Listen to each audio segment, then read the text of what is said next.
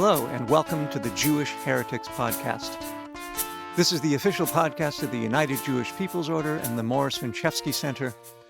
We are a secular, progressive Canadian Jewish organization that's been around since the 1920s. My name is David Wall, and I am the community's cultural programmer. I'll be your host for today.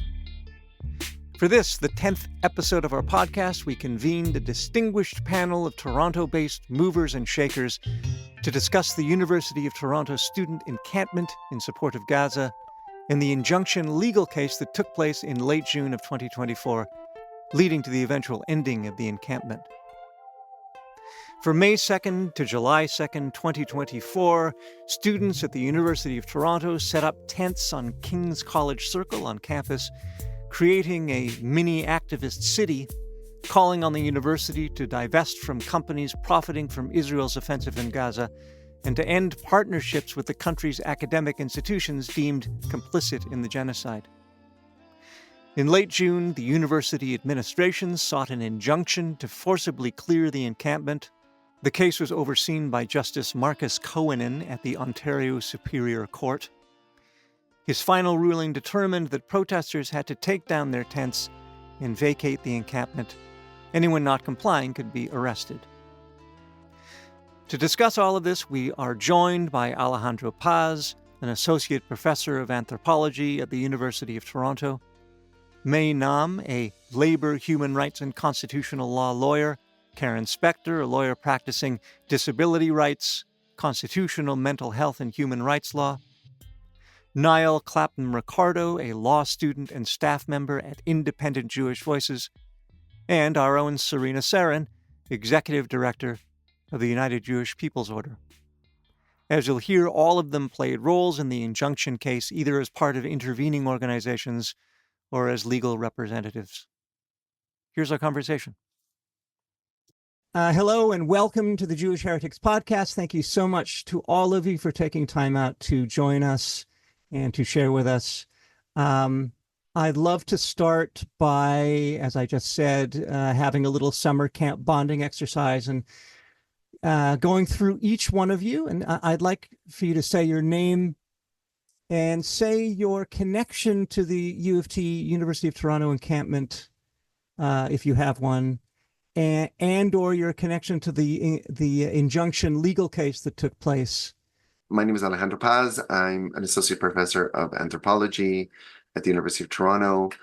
And I was, until recently, also on the steering committee of the Jewish Faculty Network, which is kind of how I first got involved in the encampment, both as a faculty member, and also I was asked to be a spokesperson for the Jewish Faculty Network early on when the encampment just first started at the University of Toronto. And in terms of the encampment, I thought it was really a beautiful space. I was incredibly proud of the students, what they achieved, how they managed that space. I was there for 9 Shabbat ceremonies on Fridays, and with my family and with my kids. It was really extraordinary. It was really important for me to see my kids there, understanding that they're part of a struggle for Palestinian liberation, and that the student leadership had provided that. In terms of the injunction, I blame Corey Balsam, the director of the Independent Jewish Voices, for suddenly texting me on a Sunday saying that they were looking for interveners from Jewish groups, and would I take that on? And I didn't really understand what that meant, Corey. And it then became like a really incredible partnership with Sarena and Niall and Karen and Anna and others, working on thinking through what our relationship is to that space in a kind of more formal legal way. It was unexpectedly incredible contribution, and also kind of took over my life for 2 to 3 weeks. Yes, I would imagine. Which is where, Corey, one day we'll talk about that. Right. All right, I'll turn it over to your next person. Karen, do you want to say your connections to the various topics we're talking about today? So I am a lawyer in Toronto, and I got involved at 8:30 in the morning on the Monday after the injunction had been served on the students, and was asked if I can represent a coalition of Jewish organizations, and that the materials needed to be served that morning, like by the end of that day. And I said yes, of course. And so that's how I got involved with the legal injunction process. Right. And I'll speak more about that later. And then in terms of the encampment, I also attended, I'd say, think 3 or 4 Shabbats, and went there for one Jewish holiday as well. And also, like, really was humbled by the experience. It was an incredibly peaceful process. I went with my family and my kids, and it was so important for them to see how to engage with these issues in a much more direct way than they'd ever had the experience to do, and meet other students, to see them as role models and mentors in how to engage with these issues. My name is Niall, Clapham Ricardo. I am staff member now at IJV. It's kind of bizarre to say that, because I've been like an activist with Independent Jewish Voices for the longest time, and up until recently, a staff member. I became a staff member in November, kind of like after everything that was happening. I don't like talking about October 7th, but let's say like in the aftermath of October 7th. And I've got a legal background. I'm currently in the Hellscape, which is the bar in Quebec, and working to get that finished. And so I was kind of called on as a legal point person, one of my mandates within IJV, because we're not a lot of staff members, to be honest. So we've got a lot of different hats, but was to do the legal stuff. So I participated in the injunctions here in McGill. I'm based in Montreal, Jojage. And I was also with the UQAM. I'm a student at UQAM, actually. I'm an international law master's. And so I was involved in the camp, and I was also involved in helping the lawyers with the injunction at UQAM. And IJV has been kind of involved with every single injunction against student encampments across the country, which keeps us busy. But yeah, I met these awesome folks through UofT. We got to discuss a little bit. I think it was the first time that I met all of you in the capacity as like IJV legal point person. And so we kind of worked together, bringing on some of the lessons that we learned at McGill through those injunctions. And yeah, it was great working together. And I think we accomplished something. Yeah. Hi, my name is May Jane Nam. I am a lawyer who works primarily in the areas of labor law, human rights law, and constitutional and charter law, and other forms of public interest litigation.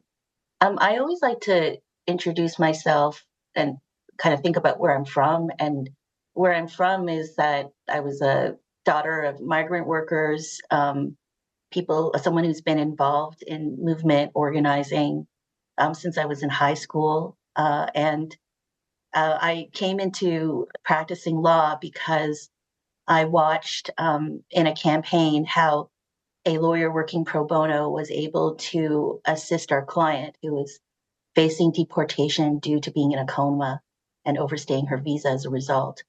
And that event inspired me and showed me that there could be a way to use law to further movement and to create positive social change.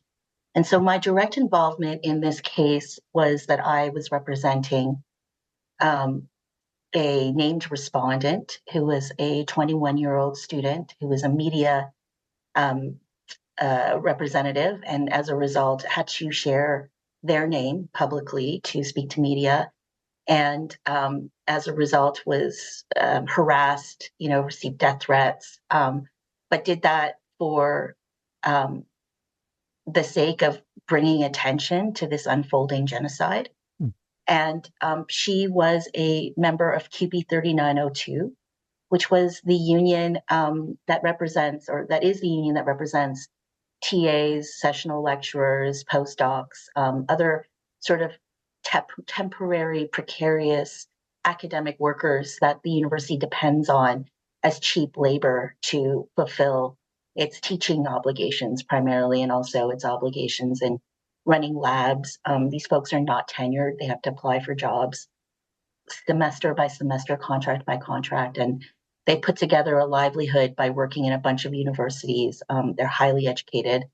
They're predominantly, more often than not, they are people of color and people from disadvantaged backgrounds who are unable to secure tenure, but create a living with this kind of work. And so that is my client. And the person that I was representing, who was part of the encampment, was also a member of QP 3902. And so my job was, I was counsel for one of the named respondents. And we were, as counsel, I received notice right away of the injunction. And, when Alejandro and Niall and Karen are talking, and Sarena, everyone on this call got involved very last minute, that was a result of organizing, because we knew that it was very important to ensure that it wouldn't be the story of the university, who literally hired Harvey Weinstein's lawyers against these students and faculty member and academic workers and community members.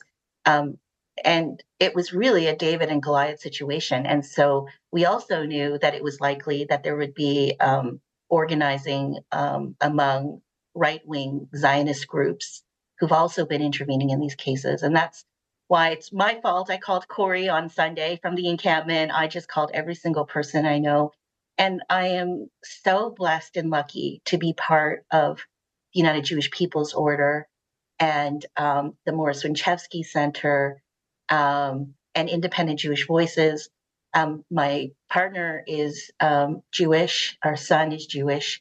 And we love our community. And that it was so important and special to have members of civil society and groups come in to say no to literally a court action that was coming down on students who wanted to bring attention to the fact that their tuition dollars was funding a genocide against their own family members. And that was the basis for this case, is that they just didn't want to hear it anymore. They wanted to get rid of the encampment.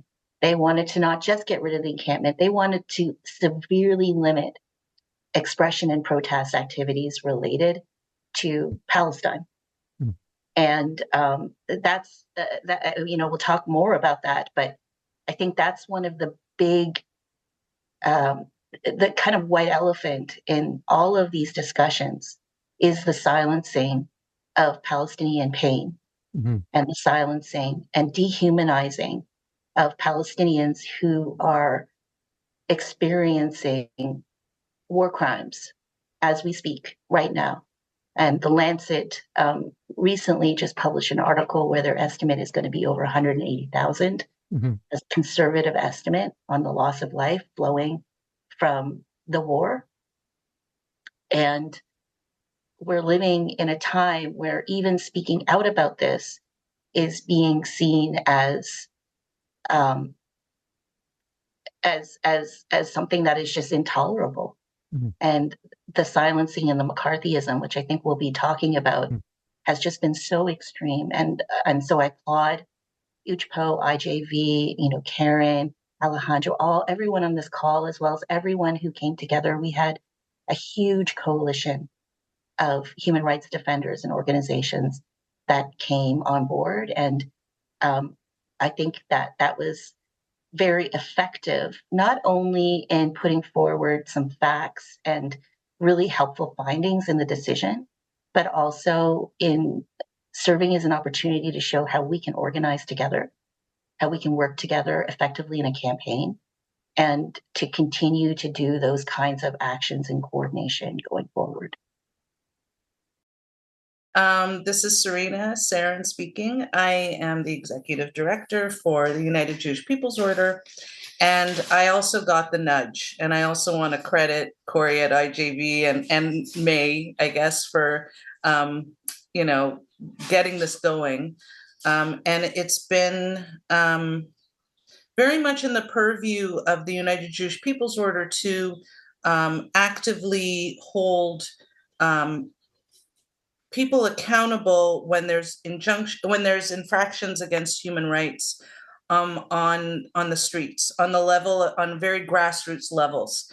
And this was, for me, the first time that, kind of like Alejandro had mentioned, was invited into the legal landscape to fight for human rights and social justice. And from the organizational perspective.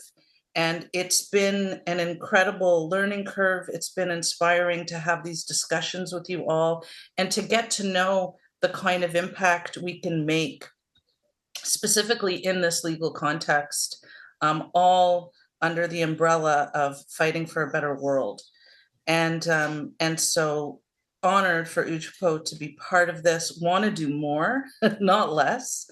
I know we're going to get to some of the incredible successes and outcomes of what this intervention, was able to produce. We're going to get there later, but I guess I just want to say that it's been an incredible process along the way of so much learning and bonding and demonstration that the Jewish voice is not a monolith. And that to me has been at the core of this whole exercise where, because the other interveners were right-wing Jewish groups. And this is the successes that we'll get into in more detail.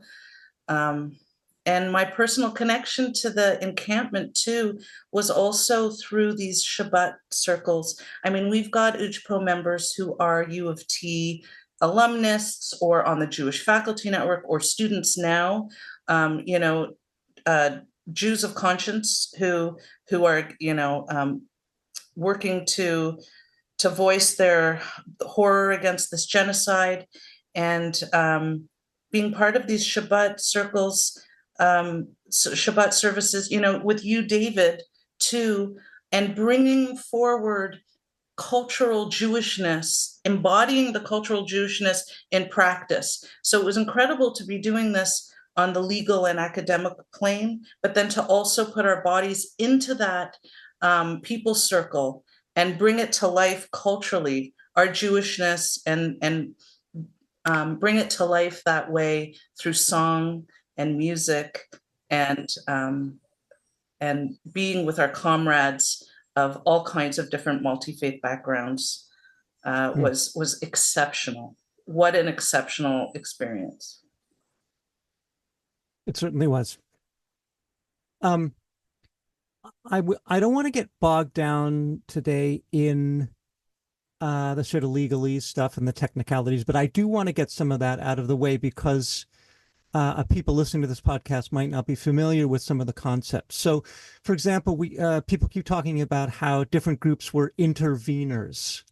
So can someone speak to that, what that means in terms of a case and what who gets to be an intervener, what these groups, and then what the role of an intervening group would be? Karen, can you speak to that?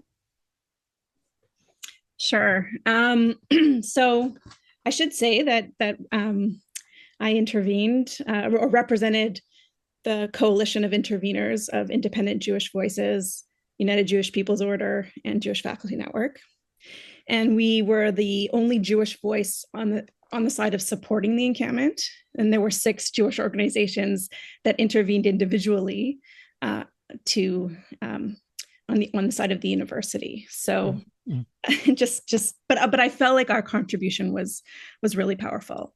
So the role of an intervener is really in cases where the outcome is broader than the individual parties before the court, has some sort of broad public interest importance. The courts often want to hear from interveners who can broaden the court's perspective on the outcome and the impact it may have. And so it's also very important because lawyers for the main parties don't necessarily have the resources to raise every argument. They also may not have the expertise to raise every argument.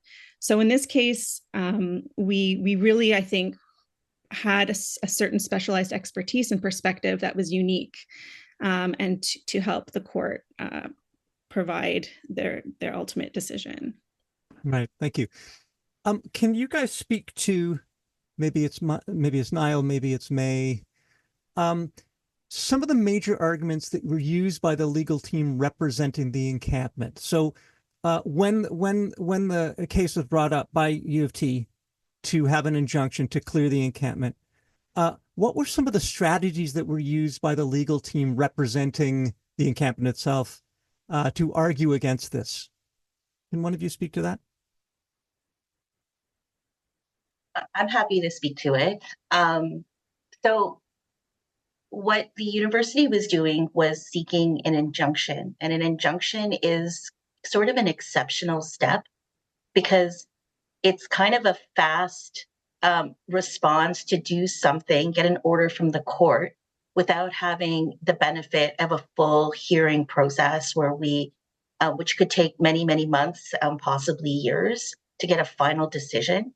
And the reason why people are able to get injunctions or the remedy they want or the thing they're seeking before the end of a full hearing on the matter is because there's this idea that there's going to be irreparable harm if they don't get it. So the example I like to use is, if you're having a dispute with your neighbor and you believe a tree belongs to you and the neighbor wants to cut down the tree to build an extension. Well, it may take a year to actually have a whole case that says, okay, the tree really belongs to the neighbor who is doing the reno. But if it is the other person's tree and you cut down the tree and the tree is hundreds and hundreds of years old, that's irreparable harm, right? It's an empty victory in a way. And so the court has a legal test, and you need to show that that what's happening on the ground fits in with that legal test to see if it's really irreparable harm. And if, when we balance the rights between the two, that it makes sense, exceptionally, that the party who's seeking the order gets it in advance of actually having to prove the entire case. Right. So it's a truncated sort of mini trial. And the irreparable harm in this case, so the university was seeking to have the encampment removed altogether, and it was seeking a bunch of other orders that would have limited the free expression and different forms of protests for the protesters. And they were citing things like, well, there's hate, there's discrimination, there's damage to property, it's hurting the reputation of the university, there's safety concerns. So they raised all of these allegations. Ultimately, though, their most strongest argument was that it was interfering with the university's ability to control its own property.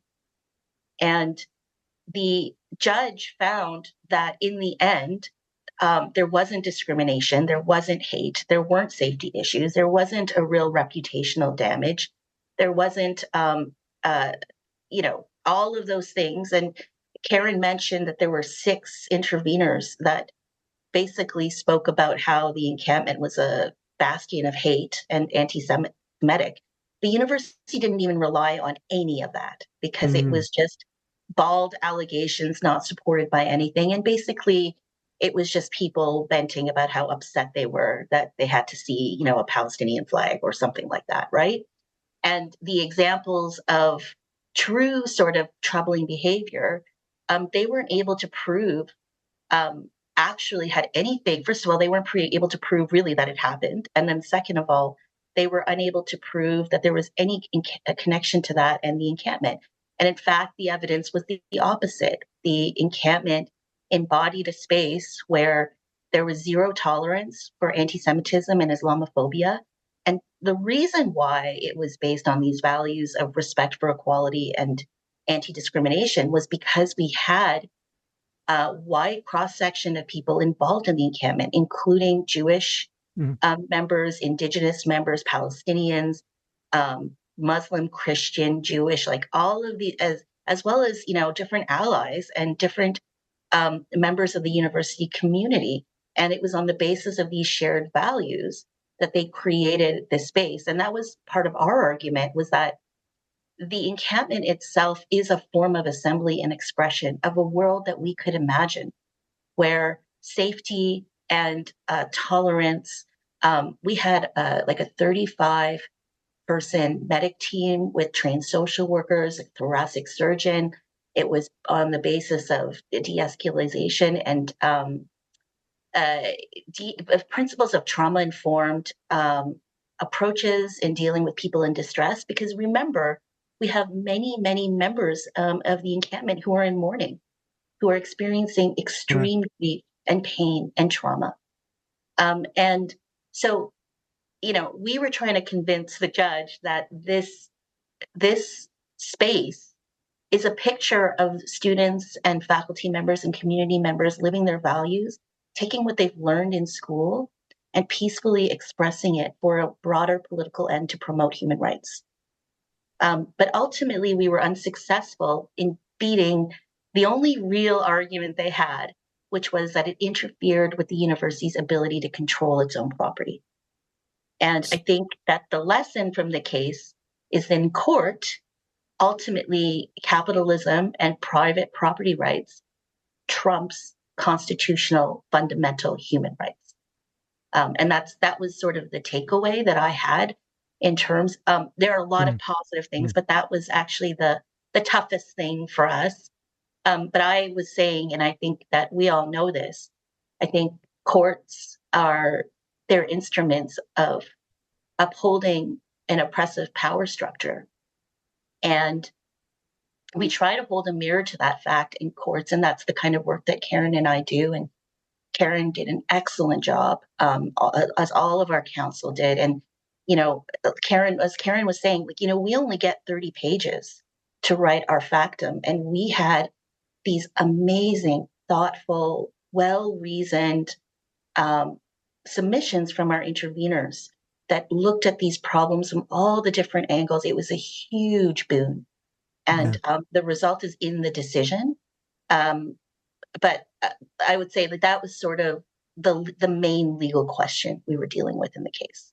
Right. So it sounds like the 6 intervening Jewish organizations that presented all of these arguments, all of this irreparable harm in quotes, they kind of lost. And that the only irreparable harm that existed, according to the judge, if I'm hearing what you said correctly, is that it was based on the fact that it's private property, that you're wrecking King's College Circle or something or other, or you're hurting the grass or whatever it is. So that was the only irreparable harm that existed. It wasn't even wrecking the grass. Honestly, it was that the university didn't have control over their own property. Because, I see, but that sounds sort of strange and vague to me, but I guess it means something. But I guess the main point. So what I'm getting at is it sounds like one could eke out here that there was some victories for quote our side unquote. Do you want to speak to that? Who wants to speak to that? What the victories are? You kind of talked about them, May, but I'd like to hear that discussed more. Is it you, Alejandro, or? I wanted to address one point because I think May, and I think we should all talk about the victories. But one point which I think is really important. It was staggering to be in the courtroom for a full day where the administration's lawyers presented their case, and they completely ignored B'nai B'rith, Sija, the Friends of Simon Wiesenthal, I think, came up once. I mean, it was really staggering to see how the administration's lawyers, and I want to emphasize the administration because the university is all of us, including those of us on this call, and we deeply disagree with the judge that governing council represents a property owner. If we had a means to challenge that, we probably would, because the university is a public institution and therefore doesn't fall under property rights the same way that me at my house or something like that. But one thing that the university administration's lawyers did do was to try to rely on an affiant, an affidavit, someone from the community who is a member of another conservative Zionist Jewish group called Doctors Against Racism and Anti-Semitism. They are not against racism. In fact, I find them to be a very problematic and narrow-minded organization that promotes certain kinds of racism. We won't need to get into that right now. And that person had written basically that as a Jewish person who lives in the neighborhood, works in the neighborhood, seeing the encampment, seeing the signs, seeing some of the chants, meant to her that she didn't feel safe. She saw them as anti-Semitic, even though she admitted that there was different interpretations. This is how her affidavit was written. And the university did try to use that affidavit in pressing part of their case around irreparable harm. Mm-hmm. And in fact, because I played a secondary role as not only as an intervener, but also as I wrote an affidavit on behalf of the response and behalf of the encampment students. I was asked directly about her affidavit and her claims of anti-Semitism. And I think what we did well, also through our intervention and also through not giving into this, is giving a name which the judge accepted to a certain extent, that this affidavit was written kind of as part of this moral panic. Yeah. A moral panic.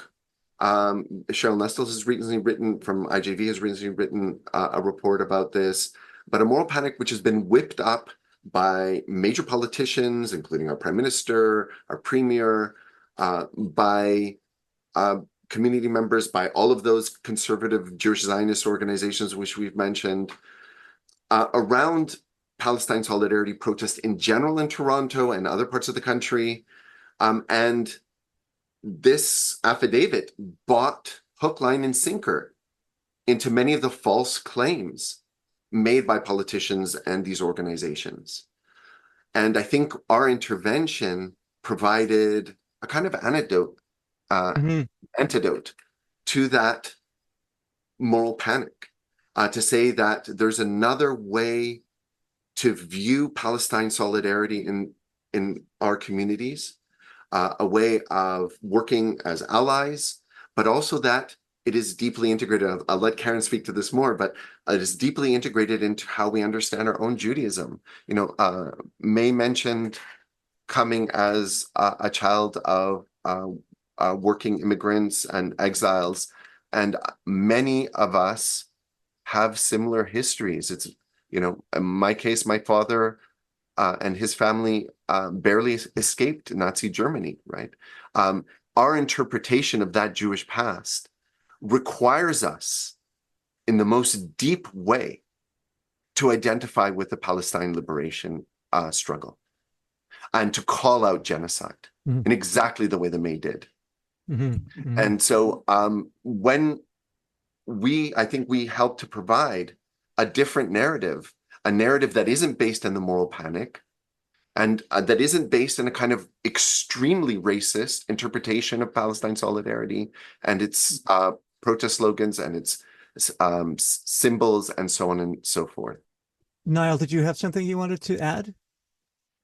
Your hand was up. No, I was just going to say that the arguments that were brought forth at UofT were kind of similar arguments to what we've been seeing elsewhere, right? So like the two injunctions at McGill, the injunction brought forth by the McGill administration, which was the second injunction, and then the first injunction, which was brought forth by two students, and kind of, it was like a case that was put together by Zionist pro-Israeli groups here in Montreal to try to cut the grass under the feet of the student encampment at McGill. So, the whole public property aspect actually, I mean, what's interesting is that obviously judges, from one court to another are going to rule differently.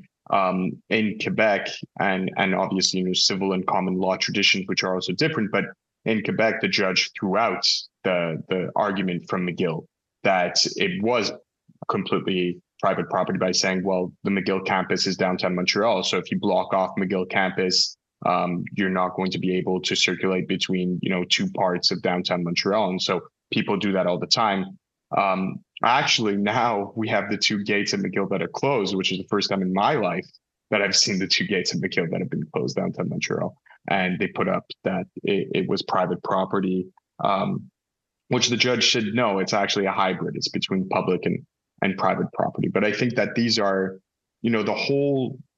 the whole kind of reflection that we've had on just the aspect of public versus private property, on the aspect of what is freedom of expression, is it protected under the charter, right? Like, is an encampment protest and is it a valid expression that is protected under the charter? And obviously, in Ontario and in Quebec, those are different things where, there's the Quebec Charter too that came into play in Quebec.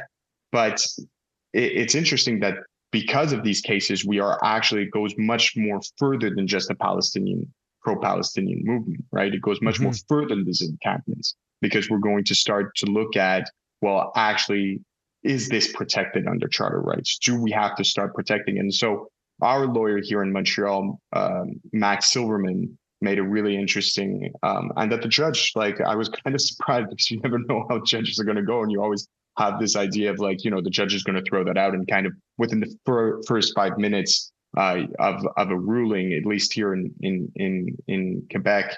In Ontario with the UofT case, it was a little bit more difficult to see where the judge was headed. But Max Silverman here at the second injunction case for McGill said, well, the new form of expression of solidarity with Palestine is student encampments. That's what's happening across North America. And so we should take that into account when we're looking at charter rights, because these charter rights are not, fixated. They are rights that evolve, right, with societal norms, etc. And so we have to include, that expression of encampments under, charter rights. And so I think that the work we're doing here is going to have an impact, not just on Palestinian solidarity, but on progressive movements, on left-wing movements, right across the board. Now, again, these sound to me, it sounds to me like there's victories here. It sounds to me like there's a lot of positivity that came out of this court case. I do find it interesting that the case was thrown out at McGill, but not in Toronto. Does that point, I don't want to get bogged down in this, but there's an interesting contrast there. Maybe it just came down to the specific judge, which points to a whole other aspect of this, which is the sort of arbitrariness of these individual judges and the power they have. I wanted to move on. So if there are victories, if there are positive outcomes to this, and I think there are, and we've been pointing them out, ahead of this discussion, Sarena and I were talking, and I said, what's a question that you would like to ask the group? And Sarena came up with this great question, and I'm actually going to throw it back at you, Sarena. Your question was, using your most radical imagination, what would a total successful outcome have looked like in this legal case? What would complete success have looked like?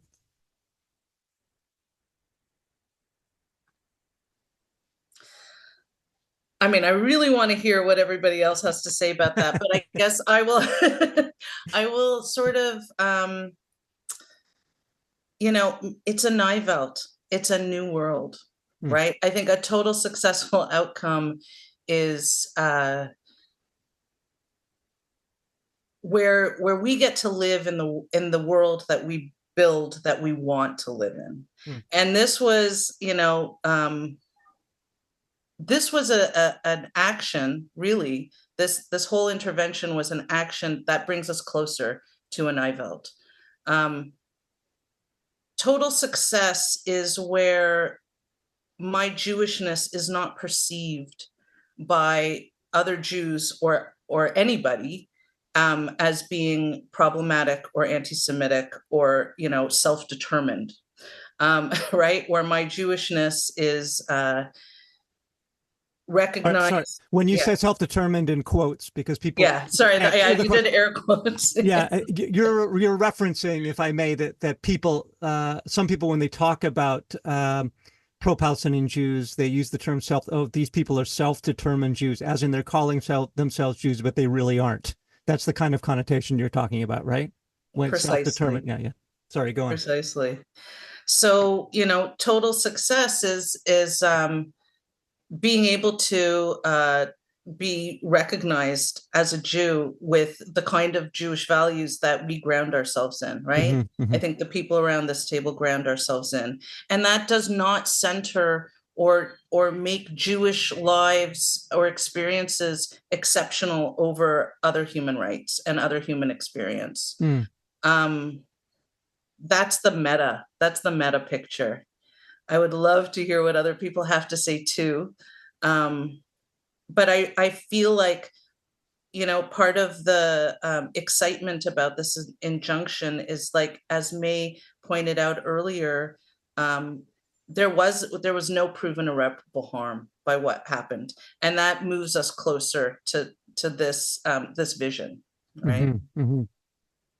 And I think it leads us. Thank you, Sarena. I think it leads us to, because just as we predicted, the time has flown by. But I would like to get to a last question. Maybe everyone can speak to this. And it's a question. It's a future-oriented question. So, where do we see the energy around the encampment, around this court case, around other encampments that are ongoing, or that also happened across the country, across North America? Where do we see that energy going, and what do people see as the next step in the movements against this genocide? What are the next steps? Can anyone speak to that? Because we are, the court case is over, the encampment's over, but we need to move forward. Niall. Yeah, I think that, now we're looking at a situation where most encampments have been dismantled either forcefully, or there has been victories, as we saw an amazing victory at the University of Windsor that kind of ties into the victory that happened at UQAM a little bit earlier. The Windsor University is more comprehensive on a lot of matters than UQAM, which had some symbolic strength to it. But I think sorry, Niall, can you just say what happened at Windsor and why that's such a big thing? So at Windsor, it really seems like from what I've been reading of the deal that was reached, it really seems like there is a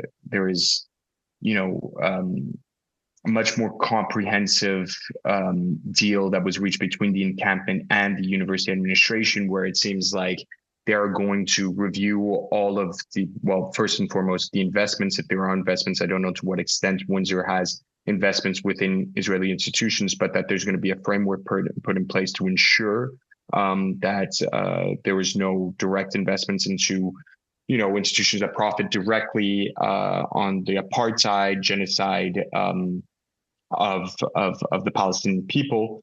And then beyond that, on the academic aspect of things, because academic boycotts is also one of the demands of most students in encampment. So to stop ties, to cut ties with Israeli institutions that are complicit directly, and the vast majority, if not all, Israeli post-secondary institutions, directly or indirectly, are complicit in the violence against Palestinians. And so it seemed like on both of those fronts there was movement from the administration, to the point where CIJA and B'nai B'rith and all of these other organizations kind of went completely berserk about that agreement.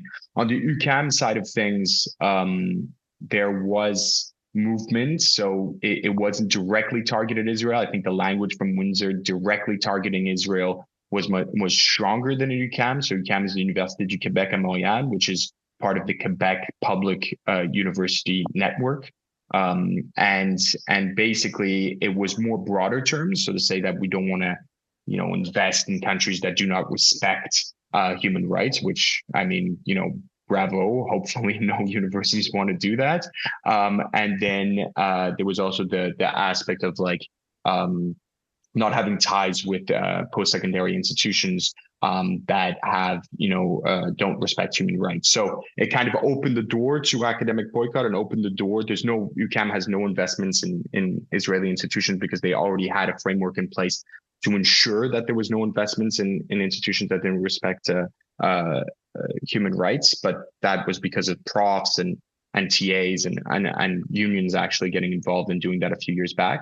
But both of those victories seem to put, and the reaction from pro-Israel and pro-Zionist groups kind of shows it, right? Where it was very clear for them that these were defeats. So I think that those are victories that then, students are going to have to take and continue them come September, come, the new autumn, fall session, see where that energy is going to go and how that energy transfers from camps to continued mobilization on campuses. And that continued mobilization on campus is going to happen, right? I don't think that the camps might have gone, but the students are still there. And I think it's there's going to be much more mobilization on campuses in the fall.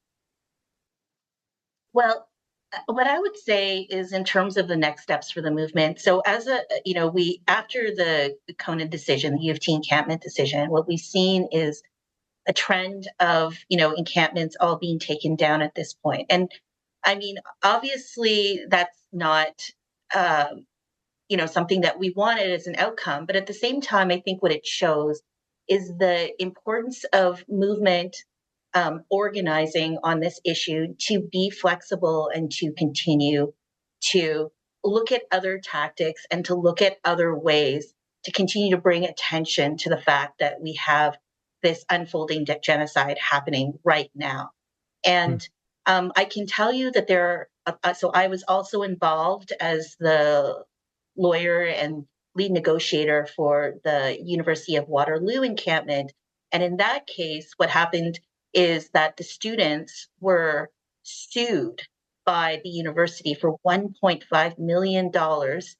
And then after that, also with an injunction. So that was an incredible response that was a first, where the university had actually turned around and not only sought to take down the encampment, but sued students, some of whom were Palestinian and grieving for their family members, sued them for exercising their right to, frankly, protest. There were no allegations in that claim about anti-Semitism, zero. They just didn't like that the students were there, and they didn't like that they wouldn't move. And they said it was damaging their reputation for the encampment to exist. And we were able to get we mediated an agreement, which I can't tell you the terms of because it's confidential. Suffice to say, the encampment was taken out, but there were no negative further repercussions, and there was no further limits on students' expression. Which was not the case that happened with the UofT. So with UofT, there were extra limits on their ability to block roadways, the ability to block entrances of buildings, which frankly is a picket line, which is why it's so concerning for my clients, including QP 3902 and other trade unions, because as we all know, the right to picket and to engage in legal strikes is a constitutionally protected right. And the fallout of sort of the McCarthyism and the disproportionate response on pro-Palestinian speech is that it'll affect other forms of protest and expression related to other broader social issues. So that is sort of the tide we're fighting against. I am involved in other cases. I've been retained on another case where we are trying to hold regulated professionals, specifically Jordan Peterson, accountable for his professional responsibilities in relation to tweets that have been, clearly discriminatory, borderline hateful, and to push professional regulators to hold people accountable for this kind of anti-Palestinian speech. That's the case I'm involved in right now.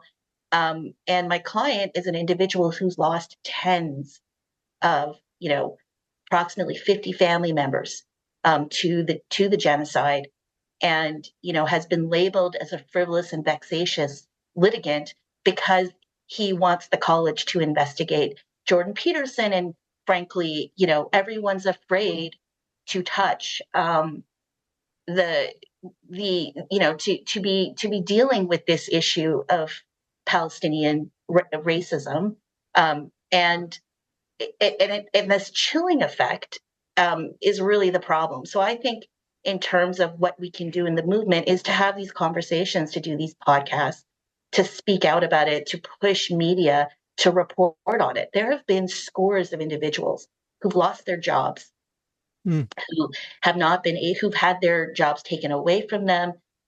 Students from TMU, for example, who signed a letter in November, recognizing the horror of October 7th, but also saying, that this happened in the context of a 75-year occupation.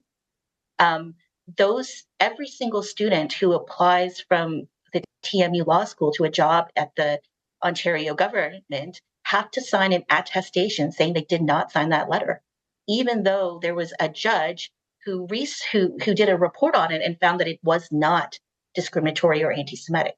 So this is what people are, I'm getting students calling me, letting me know that they've had their articling position, their job offers taken away because they wore a kafia to their convocation. And we need to continue to bring this silencing, this McCarthyism to light. Yes. Because if we can't speak about it, then we can't stop the genocide. And so, I will leave it at that. But I think that we have a lot of work to do. But I think the tide is also changing. And we see it, right? The ICJ just came out with another decision last week, saying that the settlements in the occupied territories were illegal, and ordering Israel to start dismantling them. And so, UN resolutions as well. More and more, we're seeing that the world is waking up. And so we need to continue to be vigilant. And it's all of our collective efforts that has been resulting in this movement. Your question about the future for the movement, your question about, the successes of this, the encampment and the injunction, I think they're all connected. And I do think there is absolutely so much more work to be done. But I want to just highlight that some of the real power of this whole process, that the encampment was a Nivelt, right? It was an example of what's possible, and a beautiful, powerful mechanism of solidarity and resistance and peaceful protests and advocating for Palestinian human rights. And the outcome of the injunction, yes, it was to end the encampment, but the findings that the encampment, that the protest was not anti-Semitic and was not hateful, I think is incredibly powerful and really important going forward, particularly just in response to some of the comments that May said, where people have faced, so many sanctions and implications in their employment, in their university experiences for speaking out against anti-Palestinian racism, that maybe now there's a defense to that, and maybe now there's that the ability to speak out won't have such a chilling effect because of the result of this encampment decision. It's the wording was very, very, very powerful in that regard. And I think in terms of our intervention, it felt very powerful to ground it in who we are as Jews and in our own history of Jewish oppression. I think that grounding really gave the court some comfort in making the decision that this was not anti-Semitic.